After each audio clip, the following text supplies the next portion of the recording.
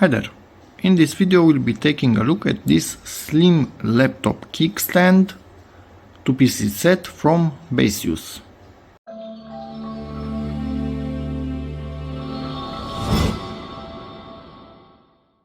And you might be wondering, but why would you need a kickstand on a laptop?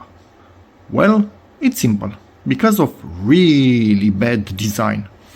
On this Precision 7680, which is my new work laptop, the cooling is atrocious, so this thing overheats like crazy. And I was wondering, why is it that? Well, for once it has one of those new Intel CPUs that it's just, I don't know, power hungry and really freaking hot. So that's one thing, but the cooling on this is really badly designed. Let me explain. So, first look, you would think, all of this is air input. False. This is not all air input. Let me try and turn on the light. Only this part is air input. We have two fans here that are spinning. Actually, one of them I think it's standing now, only one is spinning. And starting here, all of this is closed up. So all of this is fake. Behind it, it's just the heatsink, but starting here, there are no true holes. It's just a heatsink flat behind this surface. Great, isn't it? On the other side, we have the output. This part right here is actually decently hot. You can see from here, it has kind of a different shape. I think here it's more like a passive cooling. I'm not 100% sure, but I barely feel any air escaping through here. Most of it is escaping through this side right up to here, and a bit through there, through the hinge. But yeah, this is really freaking bad. Anyway, no inputs on the sides or anywhere, no inputs. Some old laptops used to have some cracks, small cracks behind, under the keyboard, so they could take air even from the front, a tiny bit.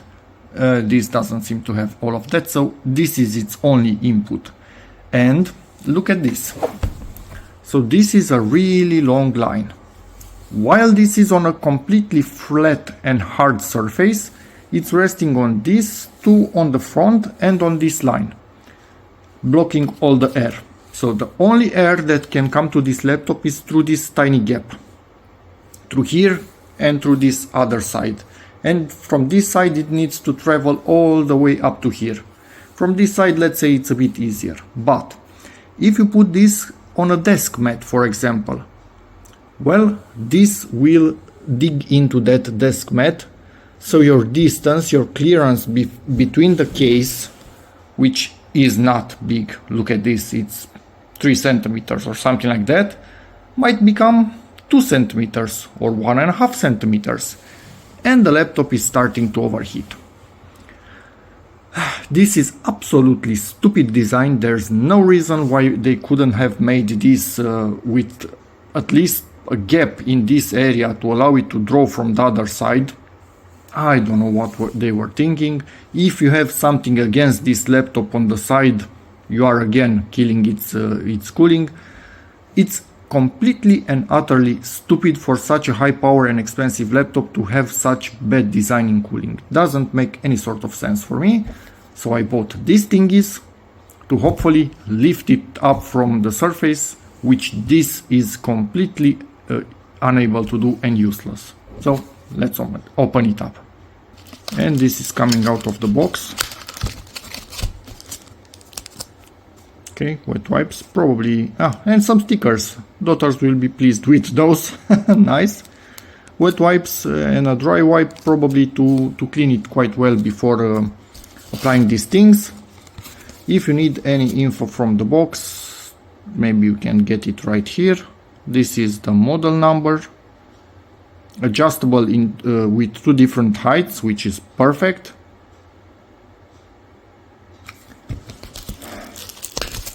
Really nicely packaged individually so they don't come scratched. 3M tape. Let's see. Tallest adjustment. And if I could actually bend it, lower adjustment. This is rubber, quite hard rubber, but it is rubber, the black part. I think this also comes in white. This is decently close to the color of the laptop, but it's a gunmetal black, I think it's called. This is kind of a dark silver. Anyway, doesn't matter. What I plan to do, right here between the two coolers, the two fans, because I don't want to block them, I will have this, and luckily it's exactly the size that fits between them. But obviously I will have it with the 3M in here, in this area, and in theory it should be just fine. And another one at I don't know, a similar distance from the edge in here, and we should be able to lift this laptop up. I could also try to get it in here. Maybe it would be a bit better because it would have a bit more surface on the edge. I'm not 100% sure, but then I would be blocking a tiny bit of the intake. So this is less rugged in this area, but then again we don't have only up to here. We have the 3M, so it's yeah, it's getting more than half on the flat area, not on the area with the slots in it. Let me decide off camera and get back to you. This is how I decided to glue them. Here I cannot go further to the edge because this thing needs to be able to open up. They're not yet glued. User manual right here. Feel free to pause and read it at any moment. Clean the back of the laptop with the included cleaning kit. Tear off the release. In places where you want the laptop to stand, you need to stick those on, actually, sorry. So that's quite obvious. Installation completed. And the declaration of conformity. Yeah, let me clean it. And here are the cute little stickers. These things and this. This is, I think, the least proper laptop for applying this, because it has a really stupid grill on the whole back area where you could apply some kickstands like this, but we are going to make it work. I am blocking just a tiny bit of the fan in here, but it's that small of an area that I'm blocking that it doesn't even matter. And now removing the peel, and I will put it in position right in, actually no, sorry, the other way around, right in there, but I need to do this with both hands because I want this to stay, I don't know, at 90 degrees or parallel to the edge, whatever you want to check based on. And just want to mention, you can see how they install them in here. So if we rotate this, it's exactly opposite from what I'm doing. But if I do that, let me show you. On this laptop that has the feet right up to the edge, I need to get with it way freaking lower.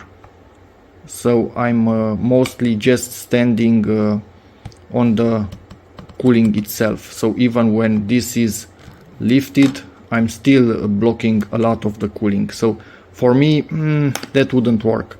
But like this, when I have the small one lifted, for example, I'm again opening up most of this cooling, and I'm just blocking a really tiny corner, and consider the fan is round.